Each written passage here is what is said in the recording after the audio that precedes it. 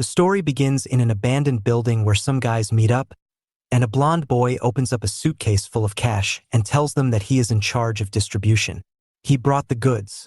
Therefore, he will be taking an 80% share, and if someone does not like this arrangement, then they can leave. A guy told him to shut up as he did not deserve to get this much and then said that he was not there to play word games. Just as he was about to make his move, another boy put his hand on his shoulder and exclaimed that it was really a lot of money and asked the blonde boy how he managed to get this money. And then he proceeds to slam the guy into the floor. He then says to them that he is there to arrest all of them for illegal fundraising, inciting assault, and so on.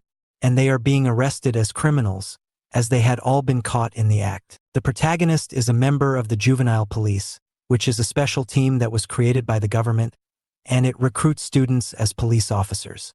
The story then goes into a flashback to 1 year ago, showing that Jae-ha was sleeping on his desk in the school, and his friend Jonghwan Lee wakes him up, telling him that class is over already and they should get going. Lee told him that he is now part of the youth police, which is a joint initiative by the government and the police.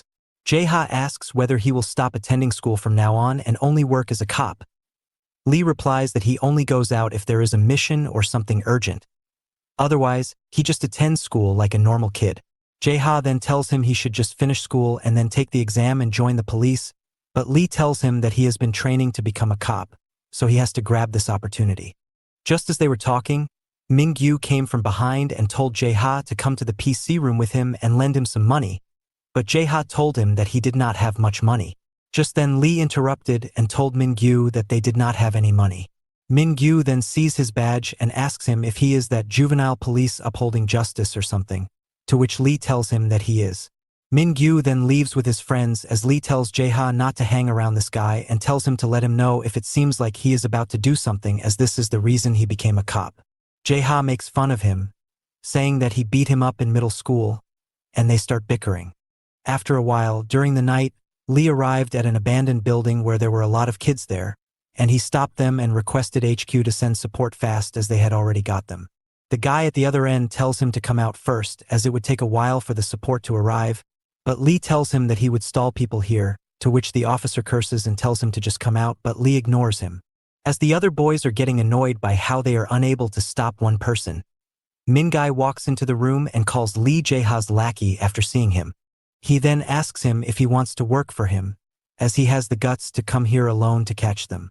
Lee tells him that support will arrive soon, so they all are going to get caught anyway, so it is better to stop resisting and just surrender. Mingyu tells him since they were screwed either way, he is going to kill him before and throws a punch at him, which Lee guards against, and then a kick at his side. Just then, Mingyu grabs his name tag and pulls it, which causes Lee to lose balance, and then he punches him in the abdomen, saying he is a former boxing athlete. The punch forces Lee to stumble down, and as he is standing in front of the window, he breaks its glass and falls out of the window. Jae-ha recalls their last conversation as he stood in front of the hospital bed, where Lee was lying unconscious. After a while, Jae-ha thought that delayed police backup and all other things did not matter, and it only mattered as long as Mingyu got proper punishment for his crime. Just then, Mingyu walked into the class muttering that he needed more rest, but they only gave him a 3-month suspension.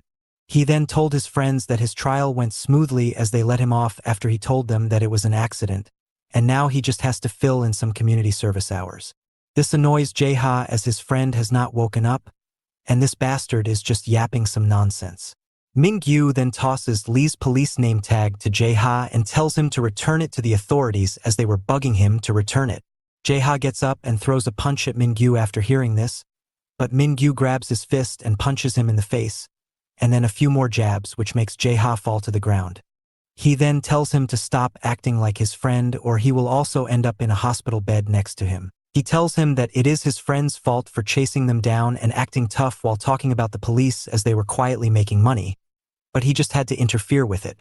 Mingyu's friends tell him to stop hitting or he will get in trouble if some teacher were to arrive, and they leave after that.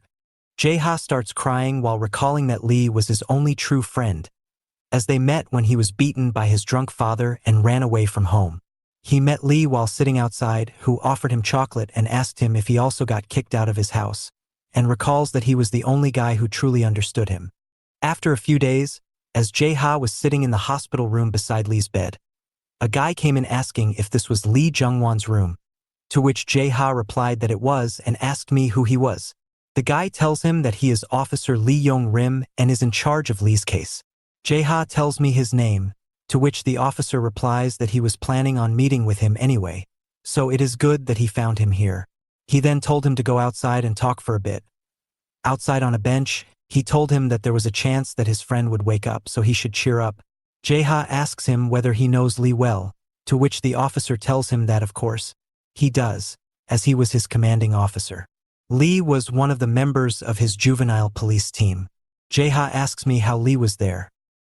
The officer tells him that even though he was lacking in academics, physical fitness, and a few other areas, he was closer to becoming a real police officer than anyone else. He told him that he used to talk about him a lot and used to say that he has a friend who is terrible at games and he is his childhood friend from the neighborhood who is in a similar situation as him, so he would take him to ramen cafes and PC rooms after he becomes a police officer and gets money. He then gives Jae-ha his card and tells him to reach out to him if anything happens. As he was leaving, Jae-ha stopped him and asked if he could also apply for juvenile police. The officer asks him if he wants to join for revenge. He further adds that even if he still needs to have real skills to stop criminals, and he should at least know how to fight and know some martial arts.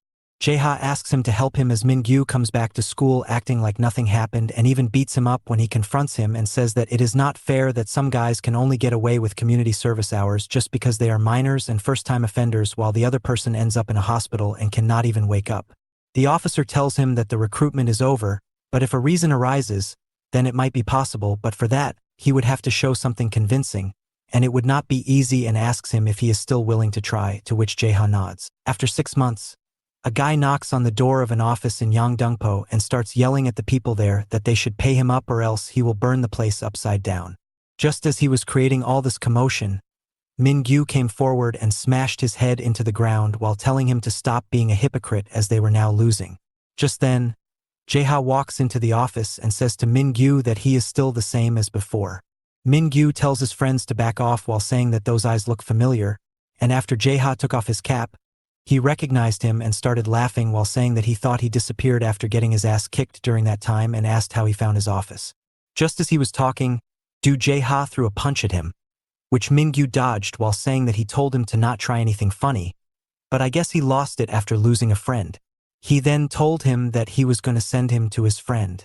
Min-gyu starts throwing jabs at Jae-ha, and while the latter tries to form a guard, Min-gyu ignores it and punches his face while mocking his guard stance. Jae-ha recalls that the officer had told him that he would lose if he fought Min-gyu, and that is why he made him practice throws 10,000 times while quoting Bruce Lee that a man who had practiced one kick 1,000 times was more dangerous than a man who had practiced 1,000 kicks one time. He told him not to fall and just focus on enduring and wait for the right moment. That is the moment his opponent throws his strongest punch, as that will be the moment he will be at his most vulnerable, and he had to seize that moment. Just as Min-gyu's fist was about to reach him, he leaned sideways and handcuffed his hand, threw him down to the ground, and then started punching his face, which made all of Min-gyu's friends leave the office and run away as they got scared. After putting Min-gyu on the ground, Jae-ha told him that he was under arrest for illegal gambling, embezzlement, and assaulting an officer. He then handcuffed both his hands and said that right now he is under arrest as a criminal caught in the act. After capturing them, Jae-ho contacted the precinct and started to wait for the detective to arrive. But to his surprise, other police officers came and asked if he was the one who reported and told his subordinate to collect the CCTV. Jae-ho asks whether Detective Lee is coming or not, but the officer tells him that he does not know any detective by this name. Jae-ho tells him that he is a detective at the Gempo precinct. The officer tells him that he had no idea about Gwemp precinct as they were currently in Yongdong-po-gu jurisdiction. He then asked him whether he was the one who apprehended these people and asked if there were any signs of violence. Jae-ho says that there was a fight, but he was a student, and before he could finish speaking, the officer handcuffed him and told him to follow them to the precinct. At the precinct, he summarizes that the student who wanted to become a youth police officer was under a Gempo detective named Lee Yong-rim, and just as he was speaking, Detective Lee came and took Jae-ho with him after completing all the necessary formalities. As they were walking outside, why was that so? If the call was made from Yongdongpo, Then their local police responded. Detective Lee calls him stupid and tells him to go with him. Outside, Jae-ho started panicking, but the detective praised him for good work and then proceeded to tell him that it was true that there was a direct assault, and if the other person's body was injured, then he would be charged and may end up with up to 7 years in jail or a fine of 10 million won. Jae-ho asks then what will be about him joining the juvenile police. The detective tells him that if there was a criminal record, then he would not be able to become a police officer, and he had already told him at the beginning that it was not going to be easy. Jae-ha shouts and tells him not to act like this, as he had worked for half a year, trusting only him. The detective told him to stop being worried and follow him to a place. When Jae-ho asked about where they were going, the detective told him to wait patiently and that he would know once they arrived there. He then tells him to open YouTube and check out the latest news section. The news surprised Jae-ho as the news anchor was talking about how a student caught and arrested the gang leader of a youth gambling by himself, and his video of fighting with Mingyu was being shown. The news anchor further says that as everyone can see in the video, the student caught the group of youth gamblers alone, and since the assault occurred during the process, they are therefore investigating the circumstances. He saw comments where netizens said that they felt relieved, and some even asked about punishment. They also said that students who punish juvenile offenders have significant implications for society. After watching the video, Jae-ho panicked and asked the detective why his video was uploaded on the news. Detective Lee told him that it took some effort, but it was finally uploaded, and asked him if the reaction was a bit too much. He then asked him whether he remembered what he told him half a year ago, that he had clearly shown something acceptable to society, and that is what he was aiming for in the first place. He told him that the reason he trained him was not for him to become a juvenile police officer, but to create a performance where he would catch all those boys himself. As there had been lots of reactions due to this, and even within the police many had started to recognize him, and as the public opinion would come together with the reactions within the police, it would become a topic on everyone's lips, and when the topic gains more traction, then everything would end up with a proposal to recruit him. After a while, Detective Lee reports all this to Kim Yejin, the chief of the Gempo police station, and requests her approval. He told her Do Jae-ha is a friend of team member Lee Jong-hwan and is suitable in terms of physical strength and personality, and it was determined that he had sufficient qualifications to be hired outside of the quota. Chief Kim says to him that when she received this project from the main office, she handed it to him because no one else was willing to do it, but now he is doing things this way, ignoring all the manuals, and says that it seems unusually emotional for him and asks him if it is because of that incident. He replies that he simply made the best decision at hand and she would have nothing much to worry about. She then asks him if the boy is currently being investigated for assault. He tells her about Article 1, Paragraph 3, which authorizes juvenile police officers who are prohibited from carrying firearms to have direct authority from the director, which is the right to immunity against violence, and he plans to apply this provision during the investigation period. She tells him to keep in mind that he is already being monitored by the media, so he should not let anything go wrong. After a while, Detective Lee comes out and takes Jae-ho with him to the gym with other team members. On the way, he told him that he was hired but as an apprentice. As they arrived at the gym, two boys were sparring with each other.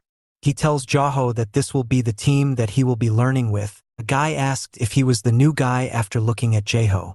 The detective tells him that he is not an employee yet but an apprentice who could become one. He then tells Jae-ho that his apprenticeship period is 2 weeks, and in these 2 weeks he must fulfill 2 conditions. The first is that both the team members must complete a mission with him, and he must receive a learning evaluation score of A. The second condition is that he must secure first place in the overall performance of the 24 juvenile police teams across Seoul. He tells him that if he fails to meet these 2 conditions, then not only would he fail to get hired, but he would also not be exempted from the assault charges. He further tells him that the basic system for juvenile police officers is a 3-person team because the judgment of minors can be immature, considering the difficulty of facing criminals directly. But their physical ability is selected carefully, and you are below average. As Jae-ho was sparring with Park Kyung-jun, he was having thoughts about giving up and that he was going to fail and he would have a criminal record. He was not able to dodge a single punch from Kyung-jun and kept getting beat around. As he was thinking this, Kyung-jun came in front of him and punched him in the face while saying that he thought that sparring was some sort of joke. As he falls to the ground, the clock timer hits 0, and the detective stops the sparring. Kyung-jun told him that he opposed this as he is very low tier and they would not be able to achieve anything, and if they would fail in a real situation because they would have to take care of him. Detective Lee remarks that this could happen, and he then proceeds to ask Ryutail about his opinion on Jaeho, who replies that he thinks that for now, he is a little lacking, but they should not push him too hard. He adds that it would be fine if he works well, as he did try to hold on. He then walks up to Jaeho and extends his arm to help him get up and says that they should try to work together. After the sparring session was over, as they were walking outside in the hall, Tail told the detective that they should just quietly send him off as this was lame.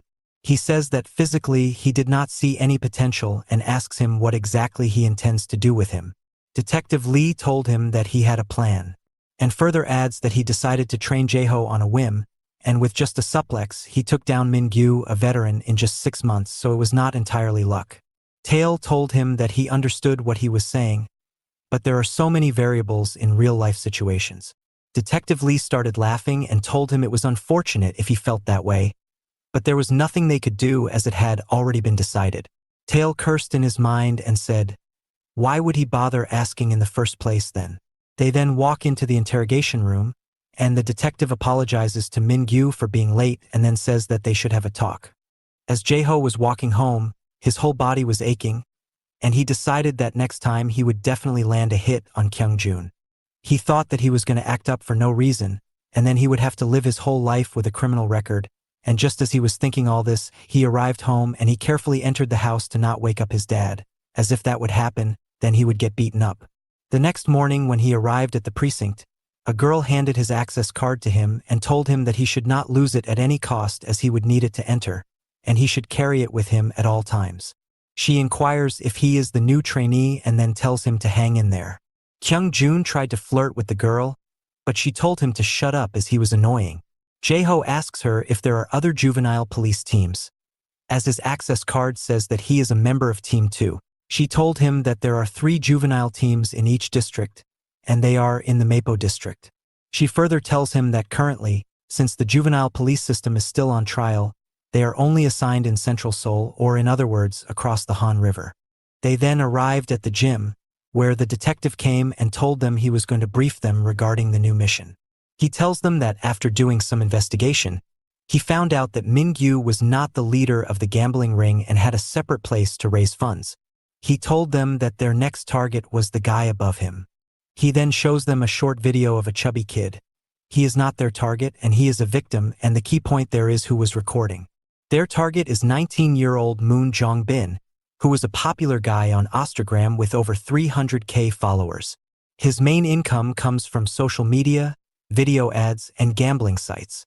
He baits the nerds with fake concepts, and when they film videos, he slips into the gambling site. In total, he makes around the price of a foreign car per month. And this guy was moving with a group who all owed him gambling debts, and there was no point for those nerds to try resisting as things would get messy. He told them the victim was not just one kid, and it was highly likely there were many others. He told them that their mission was to gather all the crime data related to Moon Jong-bin and bring him down while rescuing all the victims.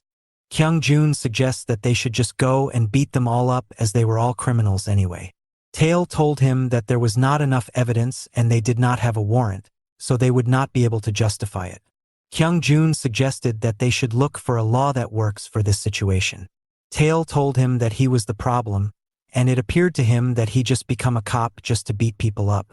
He then says that it is hard to find illegal gambling sites with just a police badge, and they should first trace down the victims in the video, as after figuring out their identities, it would be easier to form a strategy.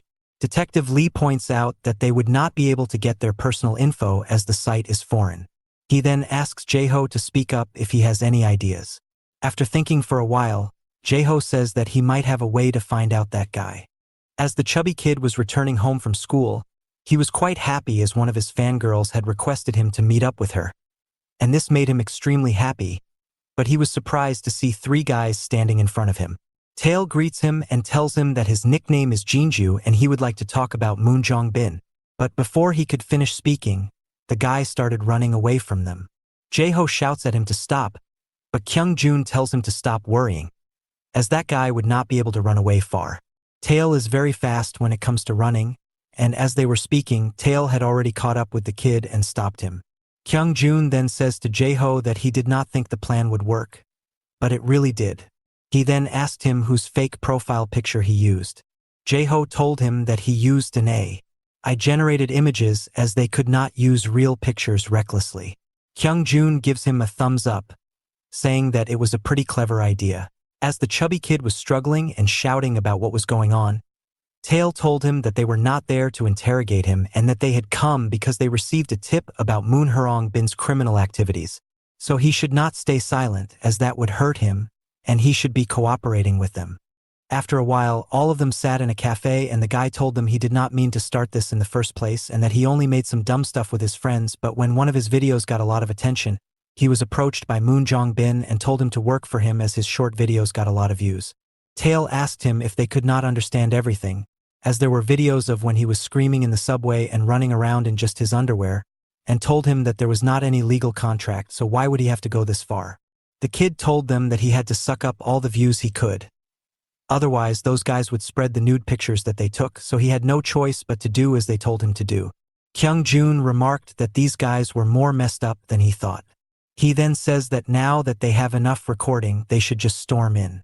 Tail told him that it was still not enough as other victims were suffering like this. He then says that they would use Jae-ho as bait to get them to reveal their true identities.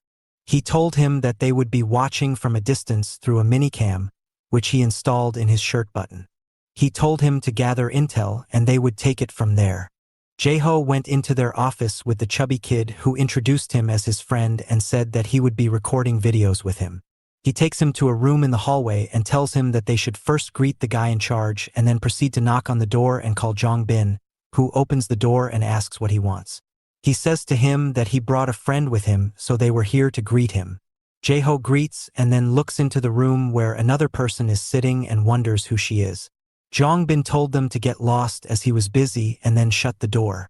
Just as they were about to head towards one of the rooms for filming, a big guy came to stop them and stared at Jae-ho before touching his jacket and asking where he got that and saying that it was too small for him, so he could not steal it. Jae-ho told him that he got it in a sale. The guy then told them that they should hand over their phones as there was a filming phone inside. As Jae-ho was taking out his phone from his pocket, his access card also fell on the floor. The guy picked it up and was surprised that it was that of a juvenile police. Just as he called Jae-ho a bastard and was about to walk towards him, Jae-ho punched him in the face and was about to punch him again when a guy from the side kicked him away. Tail and Kyung-joon were shocked after seeing the feed. Jae-ho got up and apologized to Tail and Kyung-joon and told them to get there as fast as they could.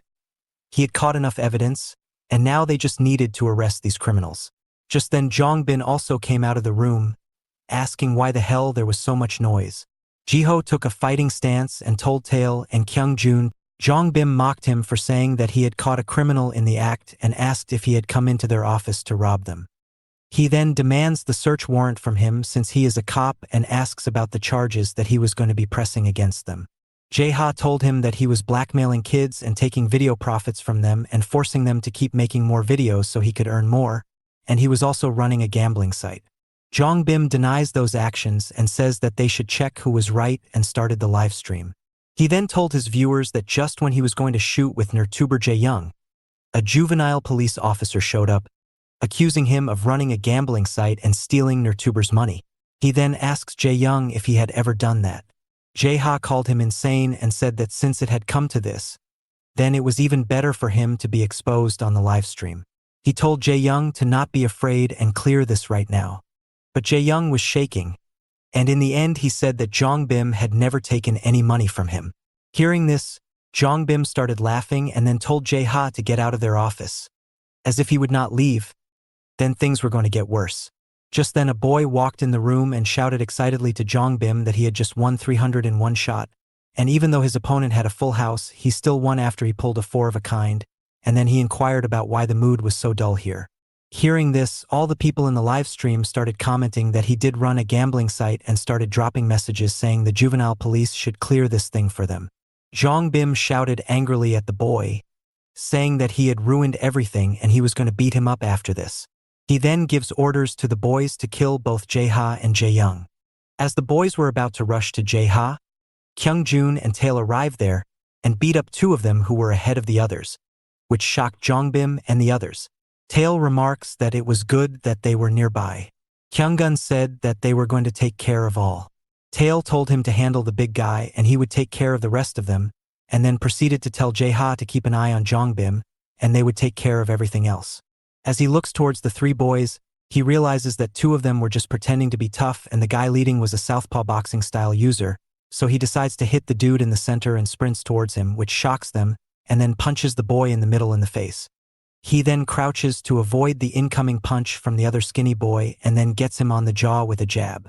He immediately grabbed the boy and swung him towards the incoming fat guy who came shouting at him and then immediately created some distance between them. Tail proceeds to dodge the combos thrown by the guy and realizes that all the combos are exactly the same, so it was going to be easier for him to counter him. As another hook came towards him, he stepped aside and then grappled his hand and swung him on his back and slammed him on the ground. He then blurts out that she should have eaten more at breakfast, as he has a naturally weak body. As he was done with this, some other guys came running in the room, and the fight between Kyung-jun and the big guy was still continuing, which was making the big guy desperate as he had punched Kyung-jun so many times, yet he was still not going down.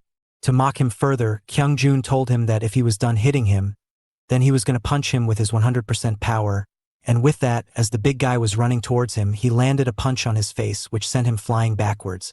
Tail was getting anxious as the number of boys there was increasing, and he felt that if they kept being tangled here for long, it would not be any good for them. As Jongbim decided to get out of there and head to the safe house, Jae-ha blocked his way, saying that he was not going to let him get away. Jongbim asks him what makes him so confident that he could stop him. Jae-ha laughs and says that he could easily beat him and asks him if he was scared. Jongbom threw a punch at him, which was blocked by Jae-ha, who realized that although it hurt, compared to Min-gyu, it was nothing. He then lunges forward and grabs him to throw him over, but Jongbim took out a knife and slashed at his hand with it, and blood started dripping from the wound. Jae-ha failed to realize that crime scenes are always different and there are many variables, and the current situation was one of those variables. Jongbim says that he was going to just push through and get out of here now, and as he ran towards Jae-ha with the knife in his hand, Jae-ha got overwhelmed by the fact that it was his first time facing a weapon and overdriven by his survival instinct and fear of death, that he would die if he got hit by the knife. He made the worst possible move in the situation and jumped sideways to avoid it, which gave Jongbim and others who said that all the big talk was for nothing, and then told his friends to get out of there, and they all ran away. Tail called Officer Lee and told him they had lost Jongbim as he charged at them with a knife, and Jae-ha failed to stop him, and it looked difficult for him to continue the mission in his current condition. So he was going to wrap things up and return as it was pointless to continue the mission, and he would report everything in person. He then walked to Jae-ha and asked him why he was not quitting this job and continued that he did not say that in their first meeting, but he did not seem to have a knack for this job. He told him that if this continues, then in most dangerous situations he would not be able to handle it, and then it was only a matter of time before he got removed from the team, and said that he should think about if he really wanted to be a police officer or not. Jae-ha thought that was it. It was really over for him. Just then, Kyung-jun called Tail over as a girl came out of the other room and asked if she was free to go. Tail told her that it was fine now as they all are youth police officers and asked her about her connection with Jongbim.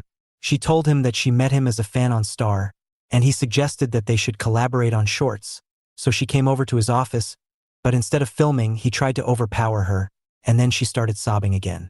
Jae-ha suddenly got up and ran outside the building, which surprised them, and Kyung-jun asked whether he should chase after him.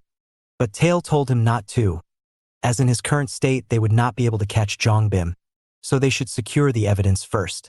Jae-ha was running on the streets thinking that he had to catch Jongbim at any cost when his phone rang, and it was Officer Lee who contacted him and asked him where he was. As Tail told him that he suddenly left, Jae-ha told him that it was his fault that Jongbim escaped, and at this rate he was going to ruin everything. Officer Lee told him to calm down and asked if his resolve was really this weak. He further says that fieldwork was always a series of unpredictable situations, and sometimes things could happen that they could not take responsibility for. He adds on that, however, despite all the mishaps, only fighting forward relentlessly was the essence of being a police officer, and told him that it was still not too late, so he should get his head straight. Jae-ha asked him what he should do now. Officer Lee told him that he had gotten a lead on Jongbim, as now he was considered a fugitive, so it was easy to track him and check his records, and there are a total of 3 registered offices of Jongbim. One was the place they had just raided, another was the officetel run by Min-gyu, and the last one was the same gambling den where his friend Lee Young-hwan had his accident. As Jongbim arrived at his safe house with one of his friends, he smacked him, shouting that it was all his fault that now they were in this situation, and the boy apologized to him. He then told him to take care of it and went inside the apartment and started searching for his bag in the drawer and found his stash of money. He then saw the notifications on his phone where there was news on a popular forum about him running a gambling site and how he blackmailed other creators, which fueled his anger even more. He then decided to deal with this later, as his reputation can be built again as long as he has enough money. As he was about to leave the apartment, he heard a thud and saw that the boy who was standing guard at the entrance was knocked out cold, and he was surprised to see Jae-ha standing there, which amused him. He asked him why he was here again and if he wanted to die, and someone shouted at him that he had found him. Jongbim had taken out his knife again, but Jae-ha rushed at him and threw pepper powder in his eyes, which made Jongbim start to cough while cussing at him. And as he was struggling, Jae-ha punched him in the face, causing him to stagger backwards. Jae-ha immediately rushed at him to kick him, but Jongbim ducked and stabbed at his leg, causing him to fall to the ground, and he immediately got up and, even though he was still unable to see clearly, ran outwards, realizing that if he got caught by Jae-ha, then it would be over for him. As he got outside, his eyes were still burning, and he could not see clearly in front of him, which caused him to bump into a guy, spilling his drink. The boy then tried to grab him while saying that he should watch where he was going, and he bumped into him so suddenly that he was unable to avoid him, and now his clothes are dirty. Jongbim started swearing, which angered the boy, who said that this kid is a student but has such a foul language. The girl with the boy tried to calm him down, saying that they should just leave, as students these days are dangerous. Just then Jongbim snatched the drink from the girl's hands and poured it onto his face, and then said that he could finally see clearly now. He then walked to the boy, calling him old man, and gave him some money, and told him to just let it go and that he was sorry for bumping into him and he would pay for the damages, and since they were both busy, they should just go on their ways. The boy grabbed him, saying that he was really rude, which angered him, and he told him that he had already paid him and what more did he want? He told him to let go, and just as he was about to punch him, Jae-ha tackled him away from the boy on the street, angering Jongbim even more, who started shouting that now his face is known and he could not even run away now as people started clicking pictures of him and recording videos, wondering if a fight was going on. He then looked towards Jae-ha, calling him a bastard, and said that now he was going to beat him up and asked him just what he had done wrong with him for him to chase after him like a maniac. Did he kill his family member or what? Jae-ha took off his jacket and told him that a boy could not get up and that boy was his friend, and he wore the jacket just on his hands and kept it in front of him and told Jongbim to come at him. This action of his surprised Jongbim, who wondered why he suddenly dressed like that. Jae-ha wondered if his idea was going to work, and Jongbim ran at him with his knife to stab him, but he blocked it with his jacket and shrugged it aside, and another time he blocked his knife again and pushed Jongbim back. Jongbim could barely see, and he realized that Jae-ha wore his jacket backwards to block his knife. Jae-ha's quick thinking was a wise decision, as he was able to use his jacket to cushion the knife's impact and obstruct his opponent's view, and he was taunting Jongbim like a matador fighting a bull. Jongbim again rushed at him with full force and tore into his jacket with his knife, but he failed to stab at Jae-ha, and Jae-ha grabbed his hands and tried to lift him off to slam him into the ground, but Jongbim kicked him in the face, causing him to fall backwards. He then jumped up and kicked Jongbim in the face, knocking him to the ground. Jongbim then walked towards him and praised him for his smart decision and asked him if he got anything more and told him to try that trick again as he grabbed his hair and lifted him up from the ground and told him that if he was not going to resist, then he should just die. Jae-ha thought it was over, but suddenly a fire burned inside him, and he grabbed the incoming knife with his hand, causing it to stab into his hand, but he held on to it, thinking he was not going to let go of him even if he died.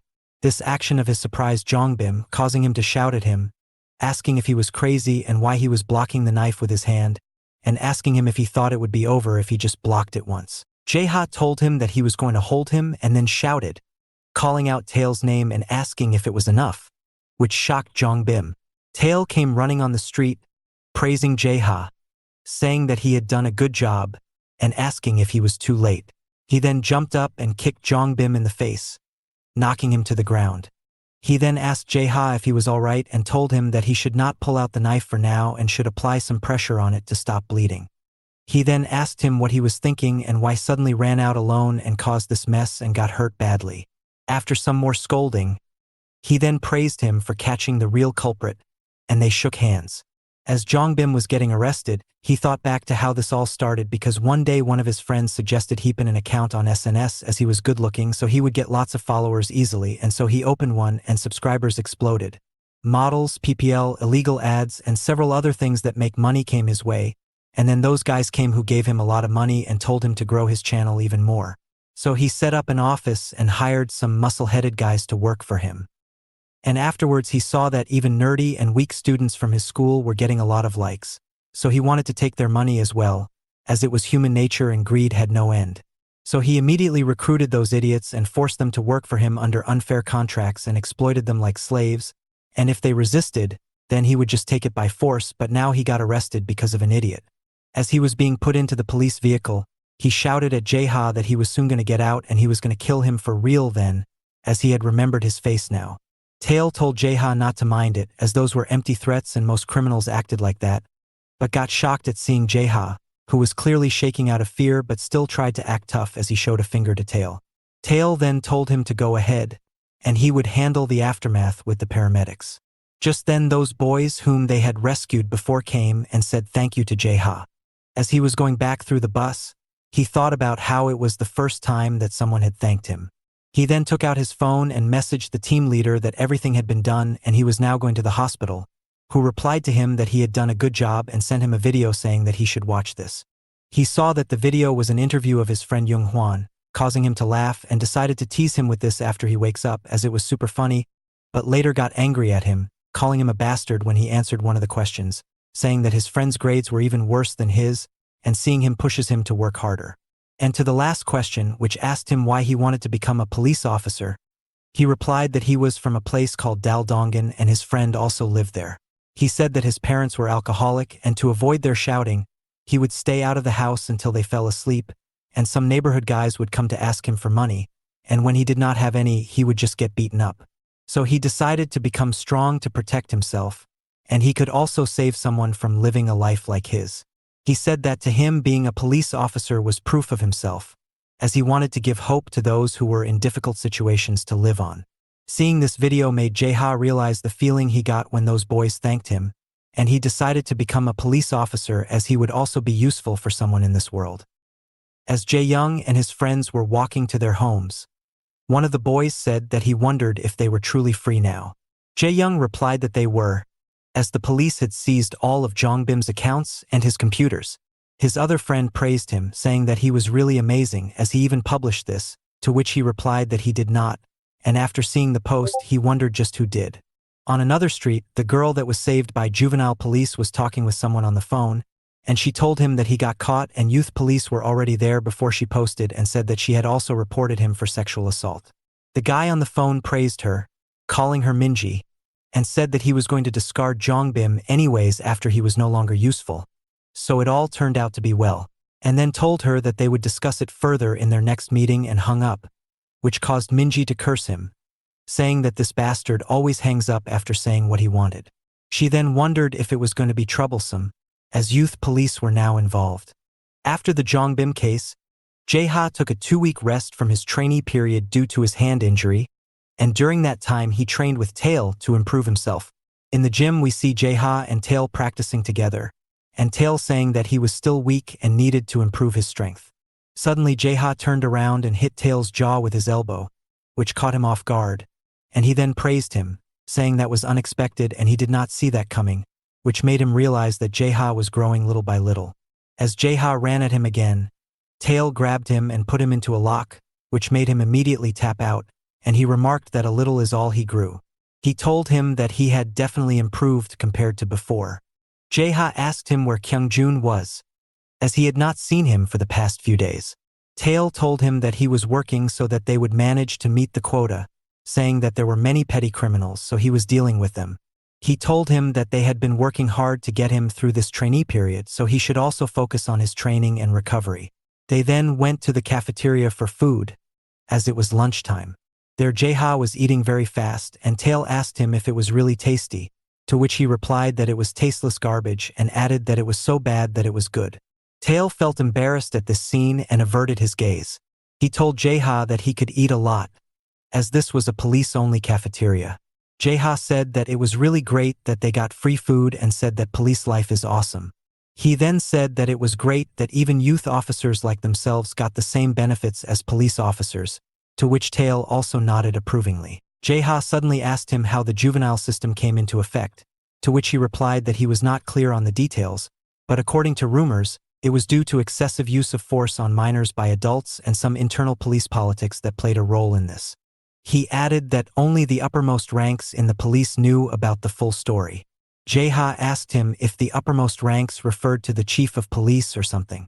Tail responded by saying, "Yeah, it usually refers to those at the ranks of superintendent or so," and he called them big shots. Jae-ha then suddenly asked him that if he were to climb all the way to the chief of police, then that should make him the first juvenile police officer to do such a thing. Tail told him that it would likely be the case, as the juvenile system was new, so there was no precedent for that. They then went to their team leader asking about the details, who told them that it was not a job that anyone could get and even he could not get it. Jae-ha asked him how it worked then. He explained to him that the chief of police was usually at least at the deputy commissioner general level. It was a position where they would evaluate every aspect of the police. He told him that he was not even a full-fledged police officer yet, so dreaming of being chief was kind of delusional for him, and he told him that he also sucked at studying, so it was even ridiculous of him to think that, and he started laughing. Tail, on the side, thought to himself that this guy was really unrealistic. The team leader then asked Jae-ha about why he suddenly decided on becoming the chief. Jae-ha told him that he had changed after coming here and now he really wanted to become a police officer, and since he was going to be a police officer, he wanted to be the best there. Tail tried to explain to him that it was really hard, but the team leader stopped him and told Jae-ha that he should try his best and he would cheer for him. Tail asked him if they had to graduate from the police academy to become chief, right? To which he replied that though most of the chiefs had graduated from the police academy, not all of them had. He then added that he also liked that kind of reckless ambition and then wondered out loud if it was what people called goals nowadays.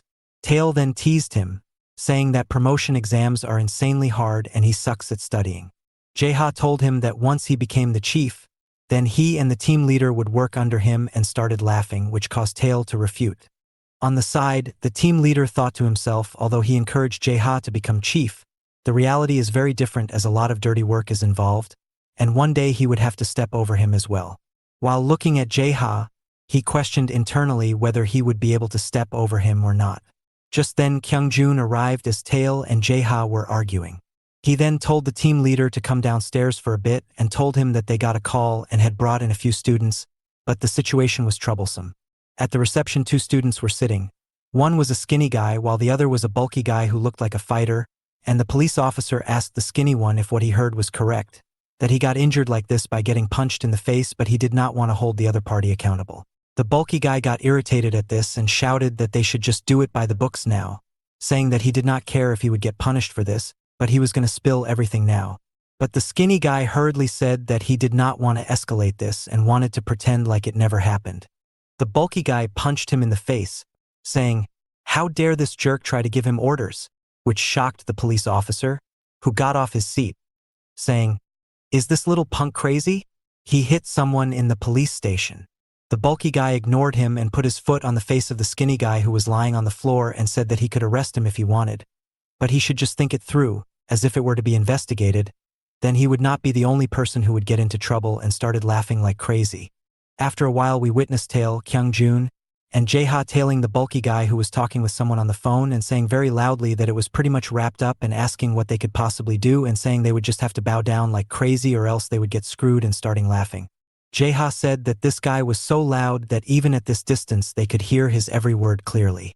Kyung-joon, who was clearly annoyed at this situation, said that this kid was all talk. Jae-ha then asked why they were tailing him. Tail told them that the team leader had asked them to follow the perpetrator, saying that although it was an assault case, the victim was afraid of pressing any charges while the perpetrator was adamant that they should get punished, and it seemed fishy, and told them to find out about who he was and what he did, and had given them permission to take action as needed if things would escalate. Tail then reminded Kyung-joon to avoid direct confrontation as much as possible and told both of them that they needed to get the necessary information and leave. Jae-ha then said that the guy was going into a building that was a teen club. They then got into the club, and Tail said that they should split up and gather some intel, as staying together would prove to be tough there. After a while, Jae-ha decided that he really had to get out of here, and as he was going, he saw Kyung-joon dancing and enjoying whom he called, and they grouped together again.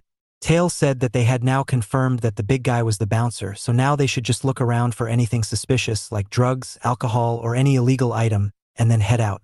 He told them to just secretly record if they found anything and then leave. As he was looking around, he realized that everyone present there just wanted to show off.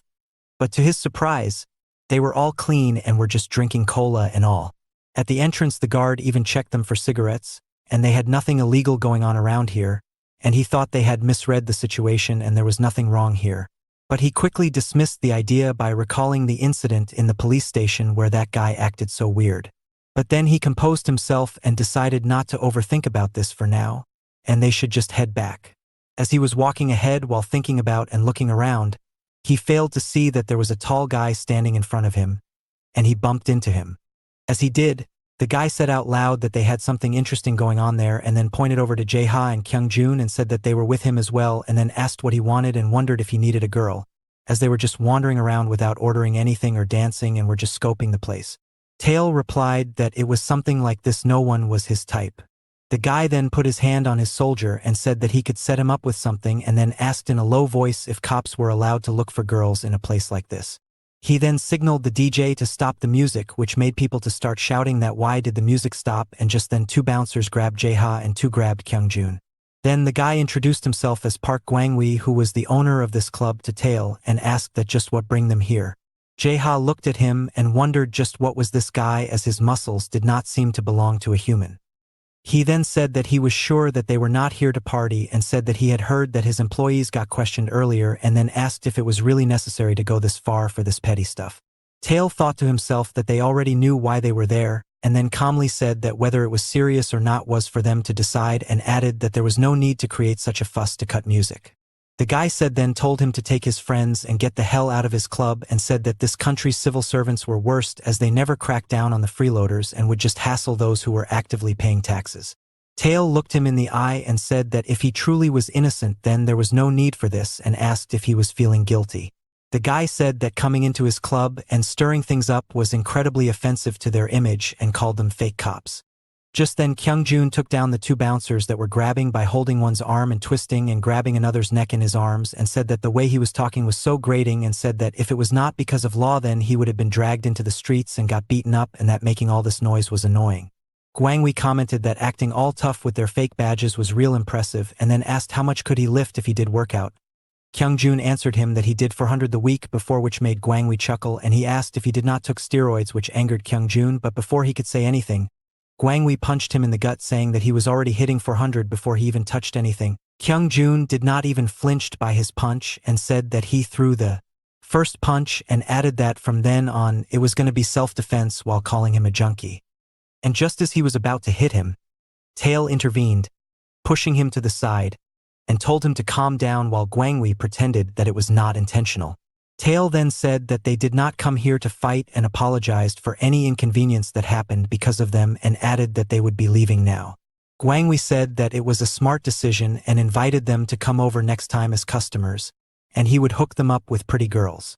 And as they came outside the club, Kyung-joon immediately knelt while saying that as much as he hates to admit it, that punch from earlier made him unable to breathe and added that he had never seen such a confident steroid user before and concluded that at this rate, it would be impossible for them to take him down. At the police station, Officer Lee Yong-rim went over the details again and then looked at Kyung-joon and asked him about why was he making the long face.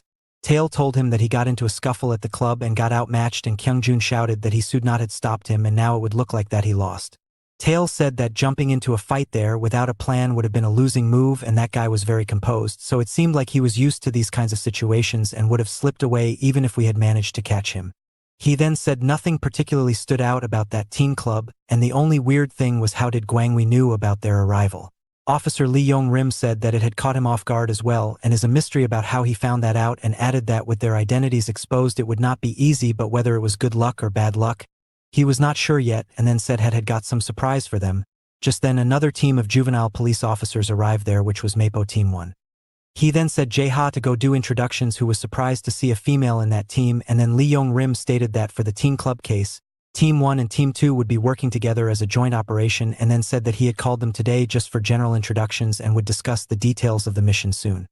After everyone left, he stopped Jae-ha and told him that for this mission, he had to catch Gwangwi himself because whoever catches him would get the most credit, and Team 1 was ranked first among the youth police teams in performance, and while he was out, Kyung-joon worked hard, so there was not much gap between their teams, and it was the perfect opportunity for him to secure his spot as full-fledged juvenile police officer, and added that this case was competitive investigation under the guise of teamwork, so he should not miss this chance. As Jae-ha was walking home, he thought about it, and the more he thought, the more he felt that it would be impossible to beat that guy himself, as that guy's build was not high school level. Meanwhile, Gwangwi was talking with someone on the phone and told him how those damned cops came to his place and thanked him for the heads up. The guy on the other end asked if he was actually going to shut down the place, as that would be funny, but he said that although it pisses him off, he had to lay low for the sake of the business for now, but that did not mean that he would let it slide, as he had already sent some boys after the three of them who came to his club and said that he would make sure to have them know about the consequences they had to face if they messed with his business. We witnessed Kyung-joon, Tail, and Jae-ha surrounded by several boys. Jae-ha asked them who they were and thought they were Gwangwi's lackeys. The boys confirmed that he was one of them, and after that decided to break a few of his bones and just beat him enough so that he would avoid them in the future, and ran towards him. And as one of the boys punched Jae-ha in the face, he was surprised as it did not hurt him at all, and then he counterattacked the guy by slamming him onto the ground while laughing, and this act of his was no fluke. It was the accumulation of training he had done with Tail and Yong-rim and the string of incidents he had gone through, and was the result of his hard work. He started laughing while calling the guys crazy punk as they dared to mess with the police, and then stated that they were twerps who were going to get beaten up by him. On the other hand, after Tail took down all the thugs, he outdowned the last guy in a neck choke and asked if Gwangwi had sent them, but the guy said that they did not know who hired them and they just received the money and the task, and begged him to let him go as he was losing his consciousness, and he thought that they had no choice but to lock these people up and interrogate them, and then thought that Kyung-joon would have no problem, and just as he thought this, Kyung-joon was shown sitting above all the guys that had came after him after beating them up, but he was worried about Jae-ha and wondered if he should call him. Jae-ha started running while acting all tough a few minutes ago as the boys ganged up on him to beat him up, and he kept thinking that he should have just shut up and ran from the beginning, and then he slipped and fell down and the guys got all over him and started kicking him. Just then the girl from Team 1 arrived there and kicked one of the guys in the face, and Jae-ha called her by name, which angered her, and she shouted at him that why the hell was she talking informally with her, and if he wanted to die. She then punched another guy and picked him up and slammed him onto the ground, and the last guy was afraid of her and thought to himself if she really was a girl. Park Yerin was the specialist for Team 1 with a total of 19 wins and 0 losses in domestic and international level judo competitions. She then asked Jae-ha if he was hurt anywhere. He answered that he was okay, and then thought to himself that now she was talking to him informally. She then said that since things were all wrapped up, then she would take her leave. But Jae-ha thought to himself that this was an opportunity and immediately stopped her and said her to help him become strong, but she told him to get lost. Jae-ha then apologized for speaking informally, but she interrupted him saying that they were on different teams and were competing for results, and just now she only helped because they were co-workers. Just then, one of the guys' phones started ringing, and Jae-ha picked it up and heard the voice of Gwangwi from the other end, who was shouting about why none of them were picking up the calls and had they just taken his money and then forgotten about the work. Jae-ha said that he knew that he was that steroid user from before, which shocked him, and then continued that he should just wait a bit as he would be there soon with a warrant, and told him to get ready to clean up his act. After the call ended, Yerin asked what he was going to do now, as at his current level he was no match for that guy. Jae-ha said that he knew this and he knew that he was an idiot, but it did not mean that he would just sit there and do nothing, and added that he could not afford to be a burden to his teammates, so he had to get stronger anyhow. Yeren thought for a bit and then said that his legs were way too weak for a boy and added that judo was all about leg strength and asked him if he was a popsicle stick or what. Before leaving, she told him to be at the gym at 9 a.m. the next day. Jae-ha immediately thanked her, and before leaving, she said that she did not like him, but she did respect his attitude, as he knew about his weakness and was willing to work on it. And this was one of the fundamentals a martial artist needed, and said that since they were short on time, then they would be going at it hard, and said that in return he should hand over Gwangwi to them. Tail handed over the guys to Officer Lee Yong-rim and said that there was a mole in the police force, as they knew about them, which was why they kept catching up to them, and then said that these people were too systematic and moved like a gang and were not from the club either, and concluded that there could be someone higher up pulling their strings, as some adult could be involved in this. Lee Yong-rim said that for now he would treat these guys as a separate case and would not tell other teams about this and would figure something out by himself. After that, he went to Incheon Port to a clams shop and thought that he had not been there for a while. As he walked in the store, one of the worker there said that they were closed for that day, so he should return the next day. Lee Yong-rim asked if he knew Jeom Boziak of the Daegun gang. The guy walked toward him, saying that he had never heard of such a person, and asked him if he was not there for dinner. Lee Yong-rim said that he was not there to cause trouble, so they should bring out their boss.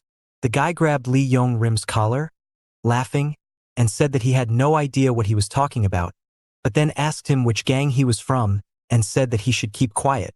Officer Lee Yong-rim grabbed his hand and pressed his so hard that the guy knelt, and said that he would not knew about him as he had never seen him before, and then introduced himself as Sergeant Lee Yong-rim from Gumpo Police Station and told him to call his boss. As Jae-ha hung up on Gwangwi, he started fuming with anger, saying that he hated getting interrupted the most, and said to one of his guys to call the manager and have him gather the kids and gather a ton of alcohol. But the guy said that the manager had said he would stay quiet for a while, which angered Gwangwi, and he grabbed his face and said that now even this bastard was interrupting him and asked if he thought that he was an idiot, and then threw him to the ground and said that they were heading straight to the club, saying that if that bastard cop wanted to catch him, then let him try. As Jae-ha was walking with Yeren, he was surprised to know that both of their houses were in the same neighborhood. Yeren told him to say hi to her whenever he sees her in the future, as she was also from around there, which made Jae-ha thought that why did it sound like that she did not want him to say hi, but he should do it anyway. She then asked him why he wanted to learn judo, as there were plenty of other martial arts. He told her that his team leader had taught him a bit of judo once, which made her immediately praise the team leader, and she called him an ace and said she envies his team, as their leader did not care at all, and that was the case for almost all the teams other than his. He asked her if team leader Yong-rim was famous, and she replied that of course he was, and said that he was really amazing, as he was a police academy graduate and was even mentioned as a candidate for police chief, and mentioned that although he was a sergeant now, his original rank was 3 levels higher, and people said that there was some incident in the past.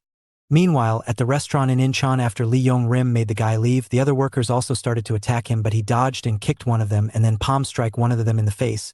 Just then the guys grabbed him from the behind, and another one tried to hit him, but he dodged it and then punched the guy in the face and then twirled around and slammed the guy, holding him onto the ground.